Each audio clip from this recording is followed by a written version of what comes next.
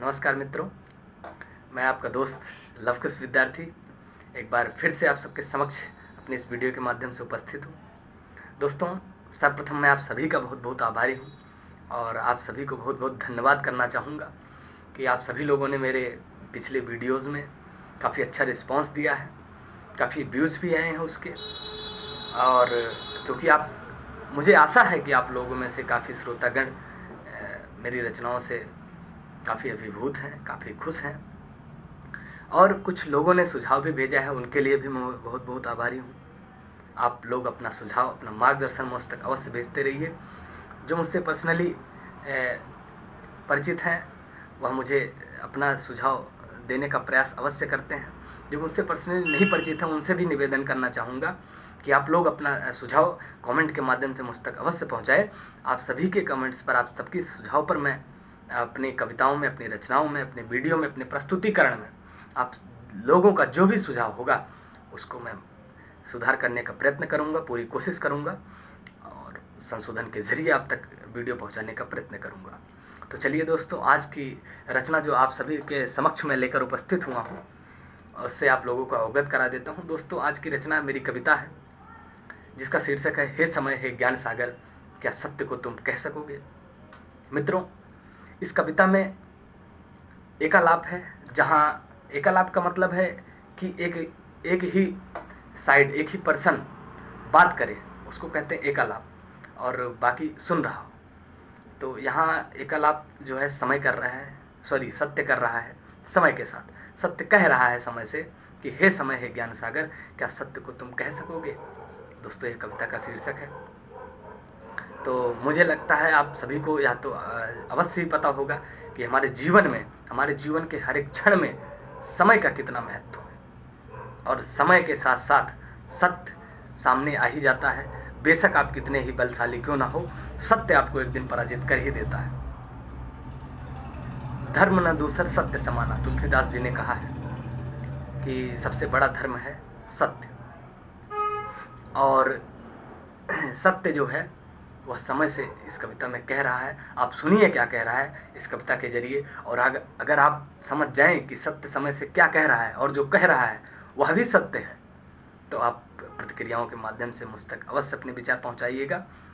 और चलिए, मैं विलंब न करते हुए कविता शुरू करता हूँ। पहली 4 लाइनें पढ़ता हूँ शीर्षक के साथ। हे समय हे ज्ञान सागर, क्या सत्य को तुम कह सकोगे। संघर्ष के जिस पथ पे हूँ, क्या संग मेरे तुम चल सकोगे। असत्य न्याय नीति धर्म चल पड़ा हूँ फिर बदलने, लड़खड़ाता ही सही उठ खड़ा हूँ फिर संभलने। काल कौतुक ब्रह्म से भी रण विजय में लड़ चुका हूँ, पर नहीं हारा कभी इतिहास मेरा लिख सकोगे। हे समय हे ज्ञान सागर, क्या सत्य को तुम कह सकोगे। जीवन के हर संकल्प में संघर्ष रूपी अर्थ हूँ, जीवन के हर संकल्प में संघर्ष रूपी अर्थ हूँ। भूकंप के प्रकंप में विनाश का सामर्थ्य हूँ। समय के इस चक्र में जो मिट गया वह व्यर्थ हूँ। क्या त्याग कर तुम मौन अपना यह कहानी पढ़ सकोगे। हे समय हे ज्ञान सागर, क्या सत्य को तुम कह सकोगे। संघर्ष के जिस पथ पे हूँ, क्या संग मेरे तुम चल सकोगे। मैं मृत्यु से भयभीत क्या एक क्षण भी विचलित ना हुआ। मैं मृत्यु से भयभीत क्या एक क्षण भी विचलित ना हुआ। या सत्य के औचित्य ने ब्रह्मांड ने हर क्षण कहा है। मैं शक्ति रूपी बेड़ियों से भी तो बंधित ना हुआ। मैं प्रथा रूपी रूढ़ियों से भी तो प्रतिबंधित ना हुआ। विद्रोह की सारी कहानी रण के हर कण ने कहा है। क्या रक्त बनकर शौर्य का तुम पीढ़ियों तक बह सकोगे। हे समय हे ज्ञान सागर, क्या सत्य को तुम कह सकोगे। संघर्ष के जिस पथ पे हूँ, क्या संग मेरे तुम चल सकोगे। अगली पंक्तियां ध्यान दीजिए। मृत्यु जिसको छू सकीना, मृत्यु जिसको छू सकीना, कामना भी छल न पाई। क्या मेरे इस देह की तुम कल्पना भी कर सकोगे। अमरत्व की मैं वह विधा हूँ सृष्टि जिसको पढ़ न पाई। अमरत्व की मैं वह विधा हूँ सृष्टि जिसको पढ़ न पाई। क्या मेरे जीवंत की तुम एक रचना कर सकोगे। हे समय हे ज्ञान सागर, क्या सत्य को तुम कह सकोगे? संघर्ष के जिस पथ पे हूँ, क्या संग मेरे तुम चल सकोगे? अंतिम पंक्तियां पढ़ता हूँ, आप ध्यान दीजिए।